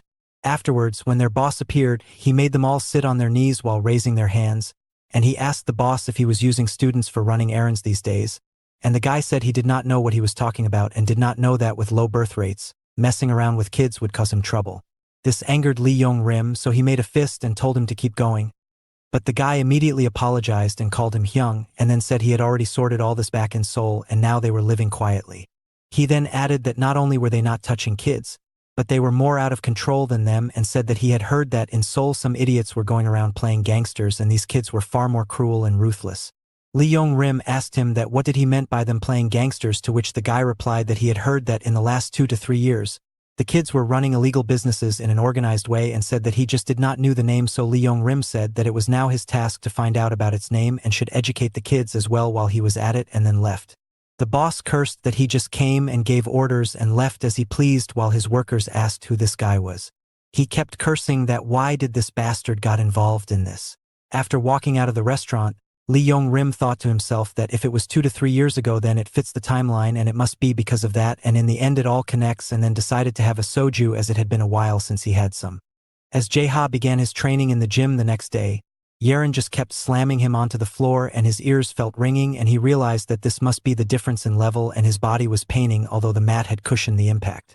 Yeren then asked him if he was hearing the ringing sound in his ears and said that what she did was completely base the center of gravity on his lower body and then throw him with intent, and added that she was going to teach him two things: how to control his balance and how to strengthen his muscles, and they were going to train from then on until the sun sets. She said that he should get ready to win for real or should die trying, and then threw him again, which shocked Jae-ha. After nearly a week of training, Jae-ha got a real hang of it and thought about why was he enduring it, and remembered that he was doing this all because of Jong-hwan. Just then Yeren said to take a rest for 20 minutes and said that he was doing good, praised him for his guts, and told him to focus a little more, as not only him but the other teams were also aiming for number 1. Jae-ha asked if being number 1 was really that important, as he was doing it to become a cop. She told him that you would get a lot of money if you became number 1, which shocked him, and he asked if it was okay for them to give this much money to public servants, and said that a public servant wasn't supposed to live with a thin and long thread of life. She said that there was quite a bit of internal conflict regarding this, and one of the higher-ups had given a clear answer on this, saying that the juvenile police were part of the system of youths and they were different from the rotting cartel that was the police academy, and its aim was to give real-life training to experienced new recruits, and these kids would risk their lives fighting crime, so to undermine their worth in the name of patriotism was an outdated way of thinking. She then said that because of this there were going to be institutional reforms which would start with the juvenile police, and then smacked him on the back, which hurt him a lot, and said to hold on with pride, as what they were doing was not something just anyone could do. Jae-ha then asked her that if it meant that she was also aiming for first place, was it really okay for her to help him? Hearing his question, Yeren punched him and said that he should just say thank you and move and should not ask so many questions, as it felt like she was being interrogated, prompting him to ask what he did wrong. But she told him not to nitpick and shut his mouth or she would grab him by the collar, and then said that the rest was over so they should now start their training again. Meanwhile, Officer Lee Yong-rim had called Tail, Kyung-jun, and the members of Team 1, namely Sang-yeon and Jae-hin, and explained them the mission, saying that the target was Gwangwi and Team 2 would support Team 1, who would be the main team. Hearing this, Sang-yeon asked him if it was really okay to let it slide, as he had said that it was important for Team 2 to perform well, and Lee Yong-rim replied that although it was important, what was more important was that they perform well in the mission, and he had to plan it around the stronger team for that reason. He then said that they had questioned the victim again, but there was nothing useful, so they were going to search under a different pretext, and then said that only protective gear had been approved, and since they were allowed to use force, they could use any method they wanted, and the warrant would be issued in 2 weeks, and they would finish off Gwangwi then. 2 weeks later, as Gwangwi was sitting in the club with few girls, he received a call from a white-haired boy who asked him that when was he going to pay, as he used his boys to beat up some fake cops and then got them arrested and called him a muscle-headed little bastard, and Gwangwi replied if he called just to talk trash, so the boy over the phone told him not to talk back with him as he was just a little loser, and then told him to come over to Jamsu Bridge within 10 minutes as his card was not being accepted, so he should get there quick, and while Gwangwi shouted that it would take an hour just to drive there, he had already hung up the phone. Just then, one of his boys came and called him outside as the juvenile police officers were there. Upon seeing them, he called them fakers and asked that why were they here again, and with the way they were walking around like it was their living room, people would misunderstand them for staff. Tail said that this was a little cheap for a living room as air here was dirty, and then said that his business was done for from that day, and showed him his mobile where this place was registered as a regular restaurant, and then said that he talked big about paying his taxes last time, but now he had registered his club like this, and according to Food Sanitation Act, they could have sound equipment in a regular restaurant, and said he must had done this to save on taxes, so that was why this club was going to shut down from that day and they were going to seize everything. Kyung-jun then stepped forward while showing off the handcuffs and said that he should come forward and wear these now. Hearing this, he stepped forward and put his hands on the shoulder of one of the 2 boys of Team 1 and said that how long was he planning to keep pretending to be a cop, as it would be all over anyways once he got caught, so he should just take the others down with him. Just then, the other boy from the Team 1 picked up a mic and hit the back of Kyung-jun hard with it and said that he was having fun tricking the cops. Tail and others were shocked at this sudden development, while Gwangwi hit the other boy, whose shoulder he was holding, hard to knock him out as well, and said that he was just a fake. And the guy said that he got caught too soon and then told his boys to go and wreck the remaining cops, and they got tangled with them. Jae-ha got out of the blockade and went straight for Gwangwi with a jab which he blocked easily, while saying that it was ridiculous that the biggest loser was charging in first, and asked him if he did not knew the saying that they could not beat a rock with an egg, as that was exactly what he was trying to achieve here, and told him to go rub his mom's back. Jae-ha then elbow struck him on the face while saying that his mom had run away, and it was not funny to mention this while calling him a bastard, and then said that he had told him that he would bring a warrant and now was going to show him the way of how to beat a rock with an egg. As Tail was fighting with some of the guys, just as he punched them away, another one was going to grab him from behind, but Yaren kicked him away and told him to pay attention and get a grip already, and he told her that he was fine, so she should go and help Jaeha, as they should not leave him alone. And as for the situation with their betraying member Sangyeon, he had it handled. As Jaeha was standing in front of Gwangwi, Sangyeon walked past them, and Gwangwi told him to leave this one alone, as he would make sure that he dies a slow and painful death. Hearing this, Sangyeon started laughing and told him to go ahead while running away, and when asked what he was doing, he said that he was going to head home as he had nothing else to do, which annoyed Gwangwi, and he shouted at him that they had to clean this first before they left and he was on his team. But Sangyeon showed him the finger, saying that they were just cooperating and he was not going to stick around anymore, and went out of the club. As he was walking through the roads, team leader Lee Yong-rim arrived in front of him. Seeing him, he asked what he was doing there, so he said that there was an incident nearby and then asked him why he was not with his team at the mission, so Sangyeon replied that he had something to take care of and was going to head back now. Lee Yong-rim told him that Tail had a body cam on and said that instincts were really something, and it helped him prepare for a time like this, and then asked him who he was. Sangyeon told him that there seems to be a misunderstanding, but Lee Yong-rim said that depending on the circumstances, he might have to arrest him. Sangyeon laughed at this and said that shouldn't he be the one to get arrested, as he had killed someone in the past, and then said that he knew why he was doing all this, which made Lee Yong-rim extremely angry, and he asked him if he was there at that time. Seeing his face, Sangyeon remarked that he was looking quite menacing, but he knew that he could not lay a finger on him as he was under restrictions, so he could act tough all he wanted, but he had already done his research on him. But before he could finish his last sentence, Lee Yong-rim tried to grab him and said that it did not matter when it came to that case, and Sangyeon barely managed to dodge and then turned around and ran away while shouting that running was the best option at times like these, and then threw off money, which caused the public to become excited, and they started moving around pushing each other to get the money, and Lee Yong-rim thought that this kid just diverted all the attention by using money. As Jaeha kept dodging the punches Gwangwi was throwing his way, he thought to himself that dodging this was easier than in training because of his brute force, body slamming style, and then felt a shiver down his spine because he knew that if he took even one hit, then he would be done for, and just then he got trapped against a wall, and as Gwangwi came at him with a jab, he thought that it was over, but Kyung-jun blocked his fist and then punched him with a straight on his face, sending him staggering backwards. Jaeha then asked him if he was okay, and Kyung-jun asked him if he was an idiot, as it took him over 10 minutes just to open his eyes, so of course he was not fine. Yaren also arrived next to them and said that their leader had told him to help them and that he would take care of the rest of the guards by himself. Gwangwi laughed after looking at them and then asked if it was allowed for them to gang up on him like this, as they were cops, and Kyung-jun said that it was real rich coming from him, who beat people up from behind and with a mic, and now he was talking about playing dirty, and Gwangwi immediately refuted it by saying that it was not him. Yaren said that he had stooped to the lowest of crimes, such as drug abuse and tax evasion. Gwangwi laughed at their remarks and said that it was still good that they AHD to gang up on him this way for a win, and then started talking about how he used to be a fat person in the past who used to get bullied a lot, and then he started working out and juicing soon after, and in UST 6 months, he tracked down all those bastards who had bullied him in the past and had beaten them to a pulp, and watching them grovel beneath his feet felt real good, and he said that compared to those losers, he was much better and was on a completely different level. Jaeha then told him that he was a psychopath and a drugged-up freak, and said that anything that had easily been gained could be lost just as easily. Yaren told him not to waste his breath on this idiot and said that they should follow their usual protocol after she gives the signal, and after that ran towards him, and when he threw a punch at her, she ducked and then grabbed his shirt and pulled him down, and just then Jaeha jumped over her shoulder and used his knee to hit Gwangwi in the face, and Kyung-jun grabbed one of his arms to hold him.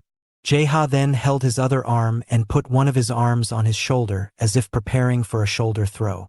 While in training, he had been told by Yaren that he was not fit for a shoulder throw, so he had to bait his opponent by getting in the posture of the soldier throw, and when the opponent backs off to create some distance between themselves, he would capitalize on it by sweeping them sideways, and that was exactly what happened as Gwangwi immediately tried to back off. But Jaeha grabbed his collar and then threw him to the side by using his lack of balance and slammed him on the ground, and then immediately cuffed one of Gwangwi's hands with one of his and then put him in a necklock using his arms and twisting the arm of Gwangwi, who was cuffed with him, and Yaren and Kyung-jun also held him down so as to stop him from moving, and after struggling and shouting for a bit on how he could not lose to these losers here, he got up and shook off Yaren and then grabbed Jaeha and Tichari him towards her, breaking the cuffs on his hands, and afterwards punched Kyung-jun straight in the face, knocking him out, and laughed out like a maniac that the drugs had finally kicked in, and said that it was now time for round 2 and difficulty for them was going to change now. Just then Tail came running and kicked him in the face, but it did not even faze him much, and he grabbed him by the collar and threw him towards one of the walls and called out for next of them to come at him, and as Yeren went to him running, she ducked and punched him in the face, then a straight to the chest and then an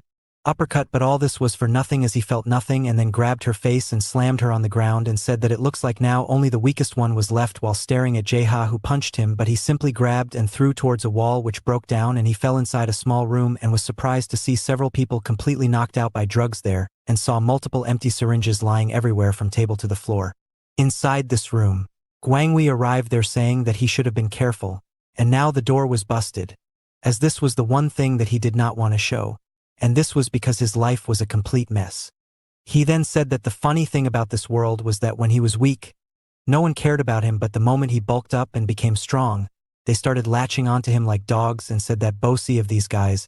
He also had a good time, and then said that was when he realized that people only cared about whoever was on the top, and then pointed at one of the boys laying on the sofa and said that that bastard was one of his followers, and last time when he tried hitting on a girl and got rejected, he threw a fit which ended him up in a prison, but here he was back again, and this was the human nature, as they acted like they were different, pretended to be clean and righteous, and such bastards were the ones who shaped the society, the law and power itself.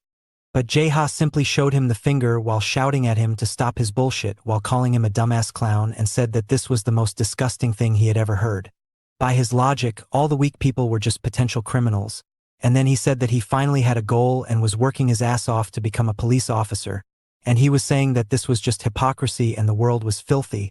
And then he said that by saying all these things he was just trying to justify his actions, and said he would show him what it really meant to sweat and struggle without a cheat code, while calling him a protein-chugging, roided-up piece of shit.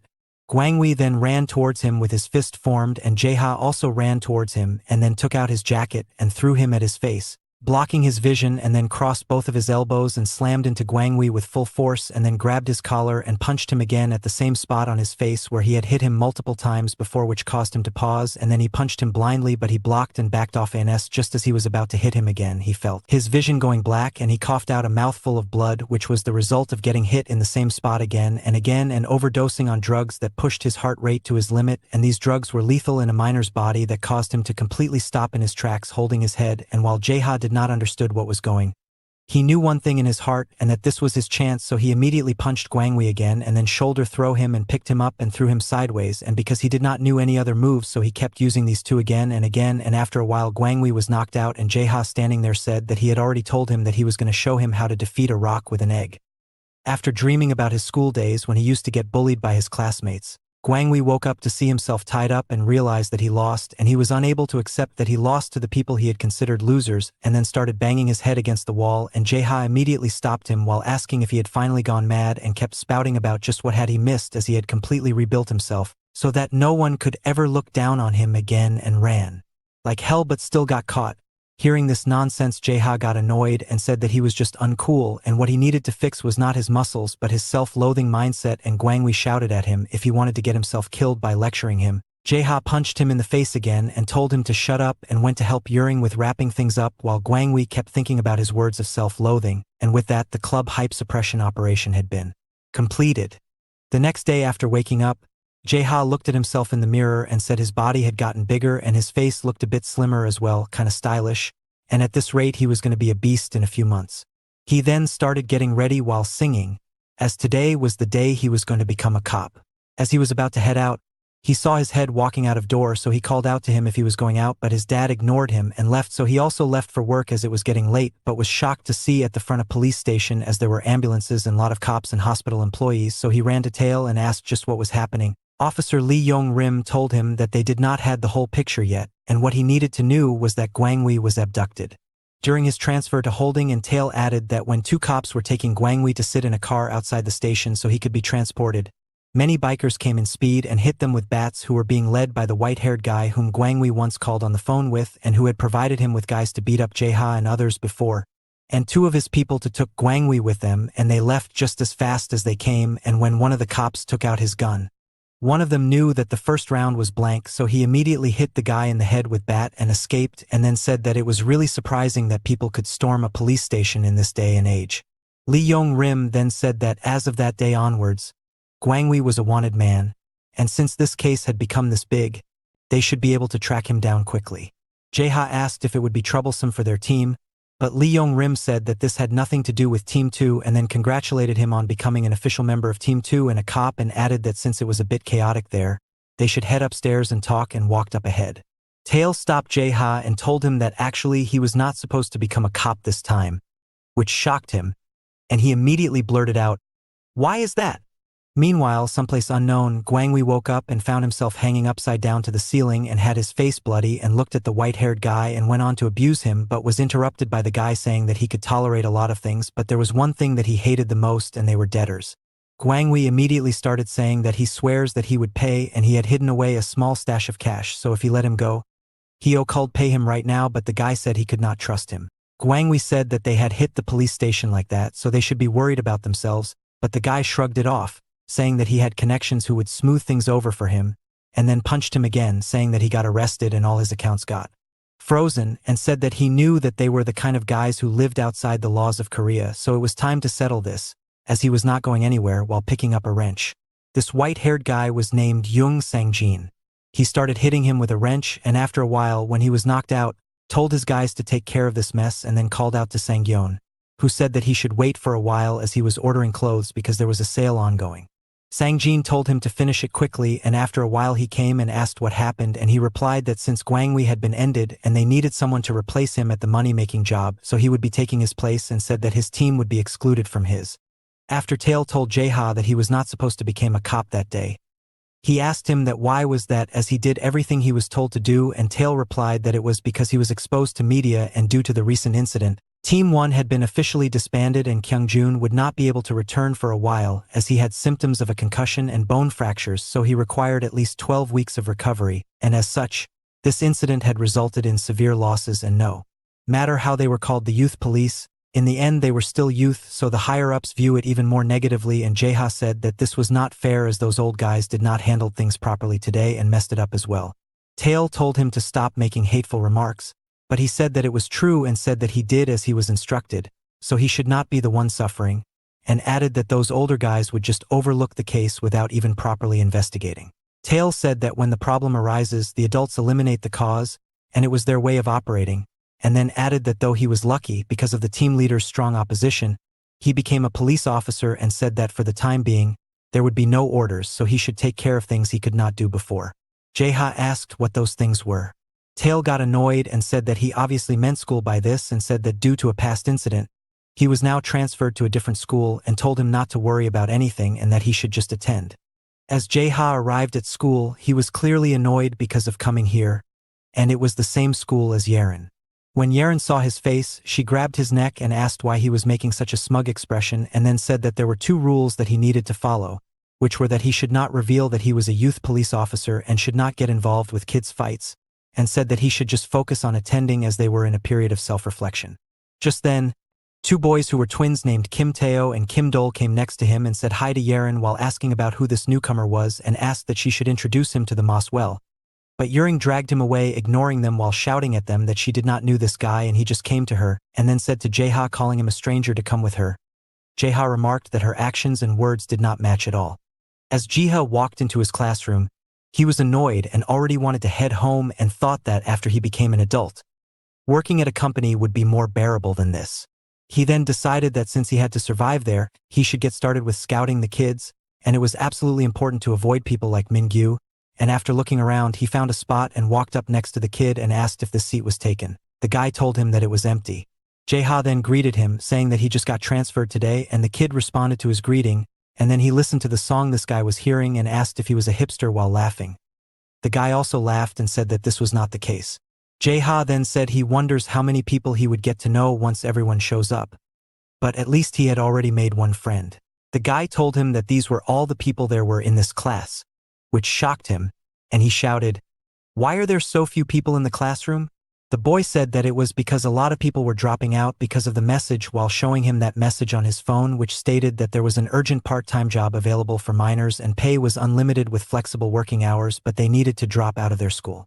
Jae-ha looked at this and wondered if this was drug dealing and the conditions were really strange. The guy said that at starting, Everyone laughed when they received this message and thought that it was a fake message, and then one guy decided to try it out like a crazy person, and then he dropped out and there was no news about him afterwards, and he was later seen after a long time and had changed a lot, and he told everyone that the part-time job was real, so they should also try it out, and after that, their school had a crazy number of dropouts as no one wanted to study and were blinded by money, and seeing this, school tightened the dropout regulations, but the kids simply stopped coming until they got expelled, and this was how they got to the current situation, and all this happened in a month or two. Jae-ha then asked him why he did not drop out, and the guy told him that he could not make such a rash decision and money and success did not come this easily, and they were in the rap lyrics while showing a thumbs up. Jae-ha called him a punk and showed a thumbs up, saying that he passed. Just then the twins from before appeared, and one of them smacked the guy in the head while calling him a genius and asked why he came to school again, as they had told him to drop out. The other one said that this punk was really a studious guy, and they then saw Jae-ha, and one of them mentioned he was the same guy who came in earlier with Yeren, so he asked him about his relationship with her, and Jae-ha told him that they just lived in the same neighborhood and he did not really know her all too well. The guy then walked next to him and asked him to introduce them to Yeren, and he did not have any other choice because if he did not introduce them to Yeren, then they would beat him up, and the other said that he would not defy him, and then the guy started again, telling him to quit school. Jae-ha thought if he should intervene but then remembered the rules that he should not intervene in the kids' fights. The twins kept smacking the guy, calling him names, and then one of them said that he was really dumb and should just wait before he caught him one day and he would end up like his friend. This sentence broke the fuse in Jae-ha's mind and he got up and called out to him, and as the guy turned around, he punched him straight in the face, and when the other one shouted at him, he punched him as well, calling him a background character. The twins shouted at him and asked if he were out of his mind. Jae-ha thought that he could not let them know that he was a youth police officer, so he should just act as a villain. He then said that listening to them makes him mad and asked him if he thought that he was some lackey and asked if he wanted to die, as tried giving him advice earlier, and then asked if they wanted to get beaten up. One of them said that he looked so weak and wanted to fight and started laughing, but Jae-ha punched him in the face again, and his nose started bleeding. The other one immediately swung his fist at him, but he dodged it, thinking that these guys were not even scary and were weaklings, and it was way too easy for him to dodge them, and just when he was feeling overconfident, he got punched in the face and staggered backward a bit, and the guy said that he got nothing, and he said that he should just introduce him to Yeren, and the other one also got up, praising his brother. As Jae-ha got up, he asked them if they knew what metacognition was and told him to look in the mirror and reflect on himself, which made the guy angry, and he came running towards him swinging his fists and shouting that he had an average-looking face, but Jae-ha easily dodged it and then grabbed him and head-butted him and then complained that even his brain was rattling now. Just then the other one came at him, calling him jerk, and punched him in the face and said that he was real ugly himself. So how was he in any position talk about looks of others? Jae-ha then turned around and shouldered through the guy on the floor and said that if he was a girl, then he would never date them, as their faces were way too bad, and kept beating them up some more. After a while he made them both sit up next to the lockers and asked them why they were bullying others into dropping out from school, as these guys were all going to be his underlings. One of the twins said that it was because of the job, while the other one kept crying about how he was not ugly, and the first one said that their job was to recruit kids for the job. Jae-ha then asked them about what this job was to cause all this trouble. The guy said that he would never tell him anything and it did not matter how he dug, as he would never find out about anything, and Jae-ha said that he was real loyal while pinching his brother and said that these kinds of people start talking after getting beaten up a bit, and his brother immediately started shouting that he would talk so he should stop, and immediately said that the job was like an errand center and they only took minors and not a single adult, and it paid well. Jae-ha asked him if it was enough to make kids drop out of school, and the guy said that there was a lot of work and money and it was the first time in his life that he saw so much cash and held it in his hand. Jae-ha asked him about what was the name of those people and he replied that it was Yacha, which they had copied from some comic. Jae-ha then asked him what he would do if he told them to stop. The guy immediately cried out if he was crazy, as he and his brother both would die, and said that if a person joined Yacha, then they would get anything they wanted, but if they were to defy them, then they would take everything away from that person, and it was the way of Yacha. Meanwhile, in an alley, the cops found the dead body of Gwangwi. One of the detectives then called out to Officer Lee Yong-rim and said that in all his years of work, this was the first time he had seen something like this. He said that these kids had no identities and they were unable to trace them. He then said that even their motorcycles were unregistered and they did not have any birth certificates either, and this was probably the reason why they were able to act so fearlessly, and then looked at the body and said that there was no regularity in the injury pattern, so this did not look to be a planned crime. Lee Yong-rim thought that even these guys did not have any identities and were just like the boys they caught last time who attacked Team 2, as they also had no identities, and what was truly puzzling about them was that they were ready to accept any punishment without revealing anything about who was behind them, so they had no lead to follow. As he walked past the body, he saw a tattoo on his hand, and it was similar to a person that he had caught in the past. Meanwhile, in the school, Jae-ha got truly annoyed after hearing their answers and said that these guys were really crazy, and it was like they were playing gangsters in a school drama comic. So one of the twins told him to go and meet these people himself while calling him a crazy jerk, and Jae-ha in turn called him an idiot. Just then, Yerin walked into the classroom and said that she had told him to stay quiet, but he had wrecked everything completely on his very first day and asked if he was trying to ruin everything and immediately punched him in the face multiple times and then asked if he found out anything. Jae-ha told her that there were kids who would do anything for money. Hearing this, Yerin said that she knew about this and had dealt with the troublemakers in her class. Hearing this, Jae-ha called her a hypocrite, but Yerin ignored him and continued that these were probably the same guys who came to the police station and said that she had found out that their leader rode a green Kawasaki, and the guy who came to the police station had the same model, and said that this was really too coincidental and asked him if this did not smell fishy to him, and said that this was the reason she was going to start an investigation by herself, as they were not in a position to move somewhere else at the moment, and asked him if he wanted to help her. Jae-ha thought to himself that it did not matter if this happened to Gwangwi or someone else. What was a fact was that these guys had crossed the line, so he agreed with Yerin. He then called the twins Old Face 1 and Old Face 2 and asked them where he needed to go for doing that job. While one of them asked why he was called Old Face, the other told him the address. Yerin said that since Yacha held regular gatherings where they would give out tasks and check out the performances of new members, and since they only took minors and looked like gangsters to other people, they had no choice but to join them. And there were two objectives that they needed to do, which were to find out information about Sangyeon from the organization and to catch the most cunning ones there. After Jae-ha arrived with Yerin at the meeting place of Yacha, he thought that this was a bit too much. Old Face 1 told him that joining the group was himself, as they just had to prove their usefulness to that person who was sitting in the middle. Jae-ha asked if this guy was the leader, but Old Face 1 told him that he was not the leader and was just the guy who managed new recruits like them. Jae-ha then asked him what he had to do to prove his usefulness. Old Face 1 said that they had to cut off one of their fingers, which shocked Jae-ha, and he started sweating, but Old Face 1 immediately said that he was just joking with him because he seemed to be tense. Jae-ha told that he would be dead once they get out of here, and he immediately apologized. Meanwhile, the main guy got up from his chair and walked up to Jae-ha and stood in front of him. When Jae-ha looked at him, he thought that this guy looked really familiar to him, and he started thinking if he had met him somewhere. The main guy then asked Jae-ha if he was the one who beat up all his guys, to which Jae-ha nodded, and the main guy then told him to try to do the same thing to him, after which Jae-ha thought about his words and if he really did tell him to try to hit him, and decided that since he had told him to hit him, he should hit him, and he threw a punch at him, which the guy blocked and started laughing, saying that this person had no plan and he liked him, and told Jae-ha that he passed the test. He then looked at Yerin and asked Jae-ha if she was his girlfriend, while saying that they did not accept couples there. This made Yerin angry, and she denied being his girlfriend and told him that she was there to make money as well. She told him that she would do whatever he would ask her to do and would do it well, and if he was confident, then he could try to take her on as well while showing him her fists. The main guy laughed, saying that she had guts and they liked people like her. He then told them that there were only 2 rules in Yacha, which were that they had to work hard to meet their quota and should watch their mouths, as they always hunt down and punish the snitches. As they walked out of the base, Jae-ha said that the things went smoother than he had expected and asked Yerin what they should do when Kim Suk said that they had to work as they were in Yacha. He took them to a restaurant and told them that they had to come there to pick up one of the records from the tables that had drugs in it and then sell them to the guy who would show up in the market, and they could only accept cash or coins. As they were waiting, a guy arrived there asking if they had the album. Kim Suk showed him the record and asked him how he was going to pay, and the man told them that he would pay in coins.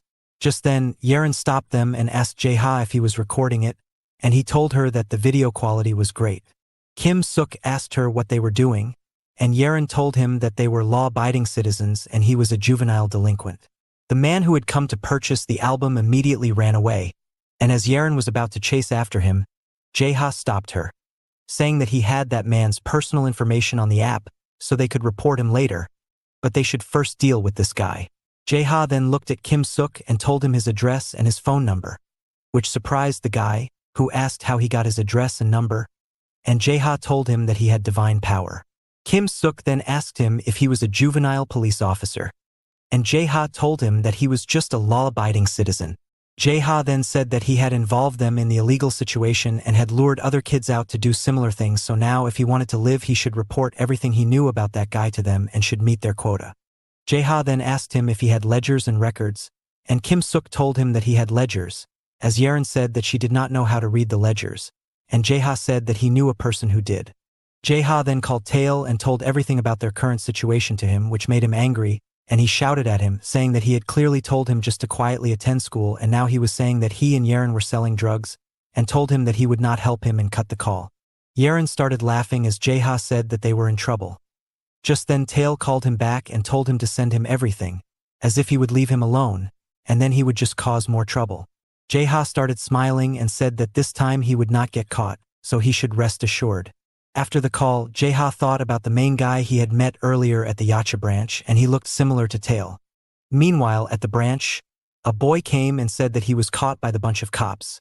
So he sold out some kids, which angered the main guy as he grabbed the boy and hit him on the face multiple times, saying that he should keep his mouth shut as he was not interested in hearing his excuses, and said that he had clearly told them all in the beginning that he hated snitches and then told others to get rid of this guy and wipe out the data on his cell phone. He then told the guys that he would be going somewhere for a while, and when one of the boys asked what they should do if they were to be contacted by the people in charge, he told them that it was nothing big and he was just going to take a look at some old family photos, and then went to his father's grave and left after a while. Just as he left, Tail arrived there and was angry at seeing a cigarette there, and then looked at the grave of his father. Meanwhile, the white-haired boy shouted that the view from the office was amazing as he stared outside the window, and then looked at Minji and said that she seemed to be doing well, and added that she was looking prettier than before. Minji told him to shut up and get straight to the point and asked him if he wanted to live independently. The boy told her that he wanted to make his own money and added that he did all he was told to do, did the cleaning up and sold drugs and buried people, but ended up making just a tiny bit of money. Minji said that it was always those who had nothing who whine about everything, and said that the answer from above was that his independence was granted but he had to leave Seoul. But the boy rejected it, saying that it was their turn now. One of the tall and built guys who was with Minji got angry at this and said that this bastard was now spouting nonsense. He then asked him if he thought that they had given him the scraps because they could not handle it by themselves. He further added that they had only brought him in to be able to use him cleanly without any complications, and then said that he should have phrased it properly. It was not because he did not have anything, but rather it was because he was abandoned with no birth registration, so killing and burying him would not be a problem, as he threw a punch towards the white-haired boy, which was blocked by the guy who looked like Tail and was head of Yacha, and then was hit back in his face.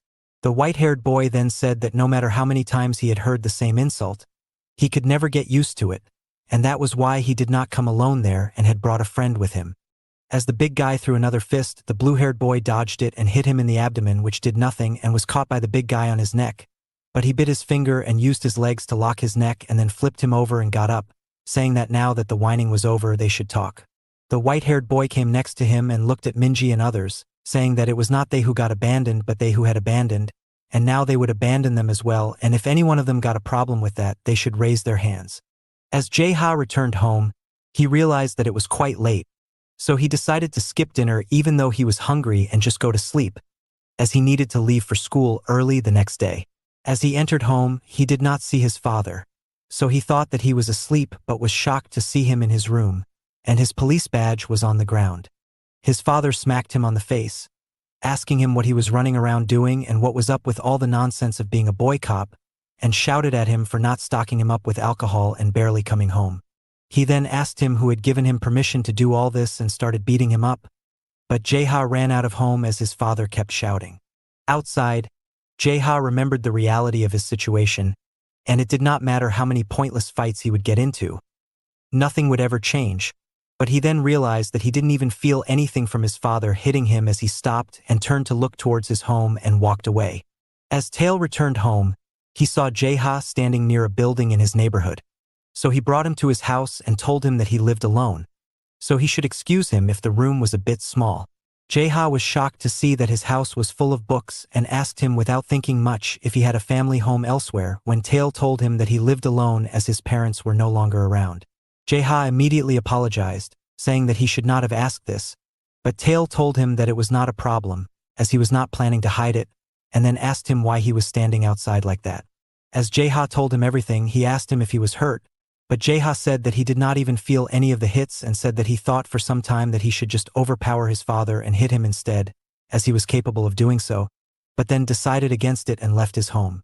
Tail said that it was the right thing that he did and said that he was similar to him, as both his parents were dead, and he did something he would regret for the rest of his life and then joined the rookie police to find answers to his question. He further added that instead of being swept away by his rage, he wanted to become a better person, and he should do the same and find answers to his questions, and he would help him from the sidelines as a comrade. He then told him to study while giving him a book, saying that knowledge was power.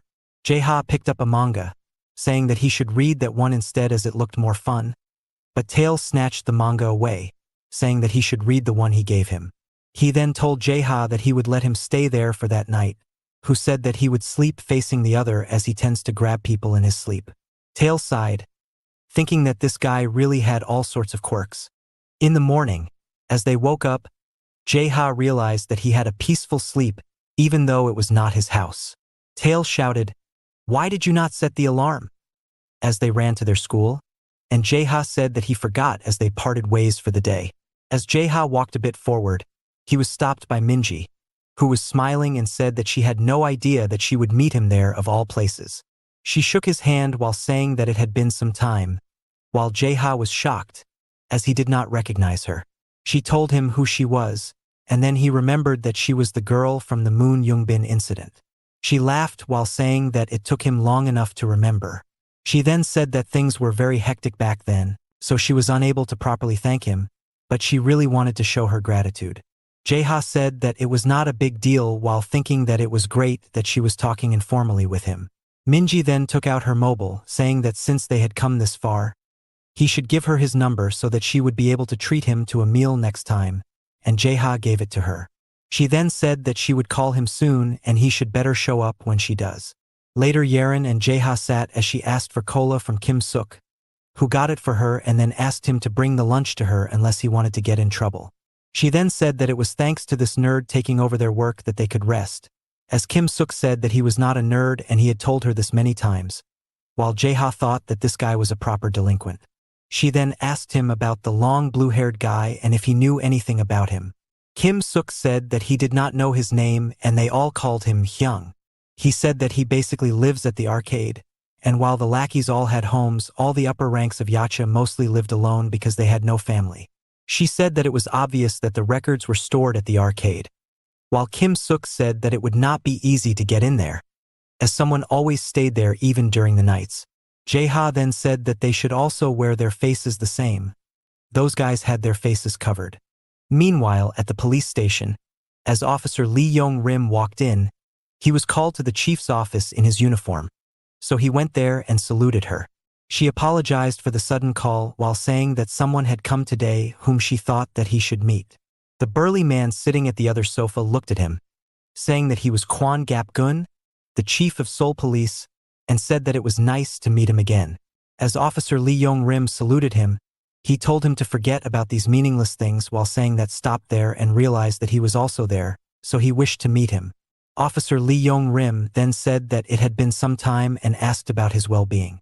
Kwon Gap-gun said that life was the same as always and asked him if he smoked and then looked towards the chief, saying that he was thinking of lighting one there and he hoped that it was okay, who just smiled at him.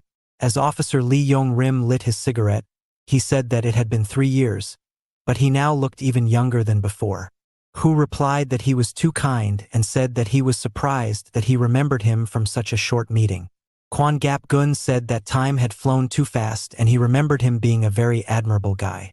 He then said that he remembers that when they first met, he was not the chief and Lee Yong-rim was also at a higher rank than he was now.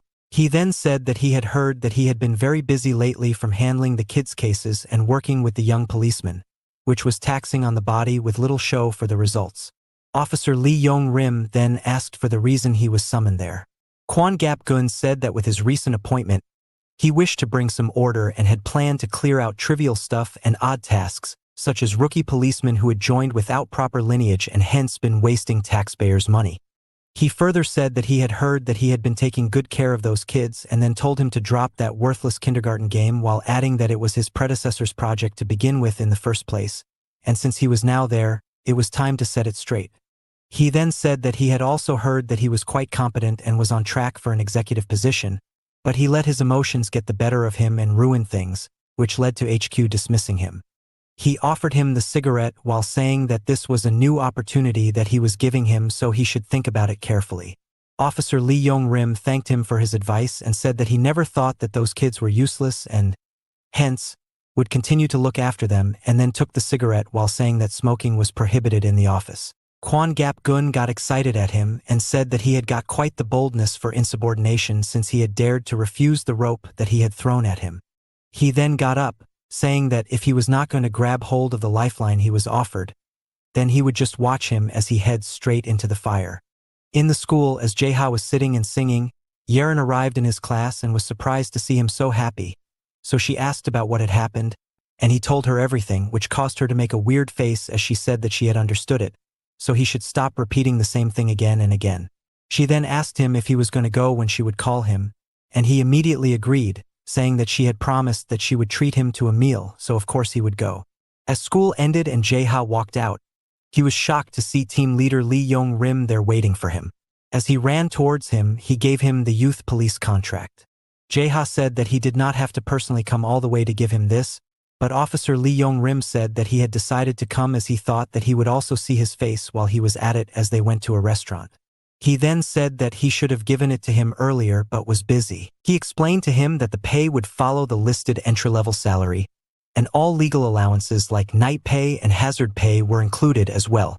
He told him to go through it in detail and at home and get his guardian's signature on it.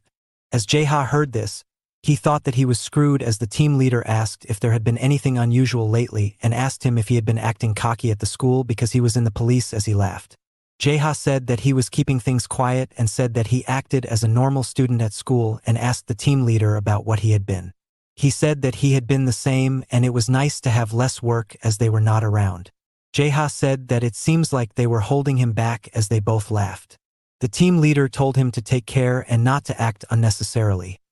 Then they told him to order food. Jae-ha then thanked him for the meal and said that he would drop by the office soon. Team leader Lee Yong-rim told him to hang in there no matter what problems he faced. Jae-ha extended his hands and laughed while saying not to worry about him, and then went home. As he left, Officer Lee Yong-rim called someone and asked if what he had asked was done. That is who the guy named Yoon Song-yoon was. As Jae-ha returned home, he thought that maybe he should crash at Tail's place again, but then went in and did not find his father around. So he breathed a sigh of relief that he got lucky when he received a call from Yerin, who told him that everything was ready and he should get over there quickly and bring his jacket as well. Once they arrived, they wore masks and went inside the arcade where one guy was playing. As he saw them, he got up, asking why they were there at that hour. Jae-ha asked him if no one was around and where the boss was. The guy said that the boss was called upstairs, so he left, and he was alone there. Jae-ha laughed and said that this was perfect and just what they were hoping for as he jumped at the guy and knocked him unconscious. Yerin said that they had gotten themselves some time, and Jae-ha said that they should hurry up and look for what they needed and then get out from there. Jae-ha decided that this time he would catch all those guys while clearing his name and getting recognized for his efforts as he and Yerin started looking for the records.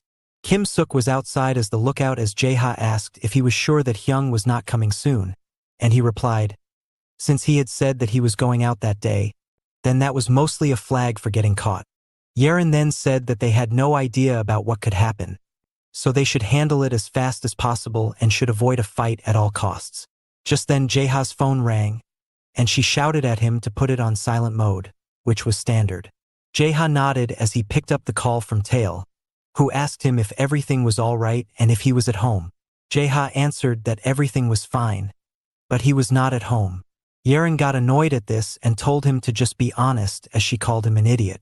Tail asked him if someone was with him. Jae-ha said that no one was there. Tail got suspicious and shouted at him to tell him whatever he was hiding. Who said that he was not hiding anything. Yerin whispered in his ear to make up something and end the call. Teal said that it was not his nothing's wrong voice while adding that he was way too easy to read. Jae-ha thought that he would definitely get smacked if he told the truth, so he just hung up the call, thinking that he would deal with it later and told Yerin to proceed, who asked him why he was always reckless. As Tail got hung up, He got angry and shouted about what kind of crap this guy was into now. As they searched the arcade and then found another room, but the door was not opening, Yeren told Jaeha to step back, saying that if there was no way, then they had to make a way as she punched and broke the window. Jaeha thought about the saying that if you were dumb, then your body would suffer, and added that it would not apply if you were both dumb and strong. Jaeha said that they should snap pics of everything and should grab whatever was useful.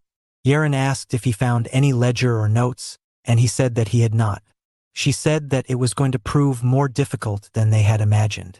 As Jaeha stood there thinking, she asked about what he was doing. He replied that he was wondering what life was like for these guys as they lived there. Yering asked if he was now pitying him, and he denied it, saying that it was just kind of sad that the best place they could find after escaping was something like this. Yeren got annoyed at this and shouted at him to get it together, as this was exactly what was known as pity, and said that their story did not matter, as what they were doing was still a crime, and added that every criminal got a sob story and told him not to get sentimental and focus on the work. Jaeha then apologized, while Yeren said that it was okay, as this was not the first time he had gone soft. Just then, he received another call as his phone vibrated, and he thought it was Tail again, but instead it was from Kim Suk, who was standing lookout at the door. As Jaeha picked up the call, he heard the Hyung shouting at Kim Suk about why he was blocking the door, who replied that it was not like that and he was just waiting for a friend there. As he told him to move, he apologized and moved out of the way and thought that he should never have helped those idiots and it was him being a dumbass who had picked the wrong side. As those boys walked in, Jaeha and Yeren hid behind a machine near the door, and as they walked further in and got shocked to see one of the boys lying there knocked out and the glass broken, they got angry as they all ran into that room while Jaeha and Yeren were outside and dragged Kim Suk, telling him to just run. Just then they bumped into Tail, who asked Jaeha what the hell he was doing, who, in turn, asked him what he was doing there, and Tail told him that he, of course, had the police trace his phone and then asked him what was going with his clothes and said that he was acting weird. But Jaeha put his hand on his mouth, shutting him up, and dragged him behind a wall, saying that they should first get far away from there and he would explain everything later. Tail put away his hand, stopped there, and asked what kind of stuff he was wrapped in then. As Jaeha thought that he managed to not get caught, Tail looked at the guys and was shocked and stepped out on the road and called the Hyung Taehyun. Jaeha asked him if he knew that guy as Taehyun threw a punch at Tail, who blocked it and said that he was his twin brother. Just then another guy came and tried to hit Jaeha, who dodged it as Tail and Taehyun were fighting, which got Tail to look there, permitting Taehyun to grab the opportunity as he jumped and threw a kick at Tail, hitting his face and knocking him back. Just as he was about to run towards Tail again, Yeren arrived there and threw a punch at him, which he blocked and took a few steps backwards. She then asked Tail if he was okay, who said that he was alright as he stood up and looked at Taehyun and was shocked as he asked that. How was he there, as he had thought he was dead? Taehyun used a rubber band to tie his hair, saying that he definitely did die back then, and then told Tail that he should be the last person to talk about that, as he just let him die while saying that. Now this backstabbing bastard shows up again running his mouth. He then told his guys to grab all of them. Yeren told Jaeha to go left and she would go right while saying that it should not be tough as they were all of similar age to them. She then said that it seems like that guy has some serious business with Tail. Tail then asked him that if he was alive all this time, then why had he not contacted him? Taehyun told him to wipe his disgusting face off, saying that his face would make people think that he had done something wrong. He then said that unlike him, he did not like to talk things out, so he should get ready as he ran towards him and tried to grab Tail, who threw a punch to get back and then hit him on his shoulder, but he ignored that hit and then hit him on the leg and punched him on the face, causing Tail to take multiple steps back. Taehyun said that it seemed like while he was out on the streets, he was living a nice and cozy life with a potted plant, as his punch had gotten even worse than before. Tail then said that they should not fight with each other as he just wanted to talk and said that back then he did, but Taehyun stopped him and said that he should not give him any hypocritical bullshit. He knew all there was to know, but he was still thankful to him as he enabled him to meet people who were like real family to him. He said that these people were not goons doing work for money, but instead were like him who had nowhere else to go. Tail saw those guys fighting with Jaeha and Yeren. One of them, Jaeha, as he stepped backwards, was thinking that these people were crazy, as they were targeting weak spots like they did not care at all even if anything were to go wrong. He and Yeren stood with each other in the middle surrounded by multiple guys. She asked if he would be able to hold on. He nodded and asked what happened to Kim Suk. Yeren said that she had no idea about him, as he just disappeared at some point.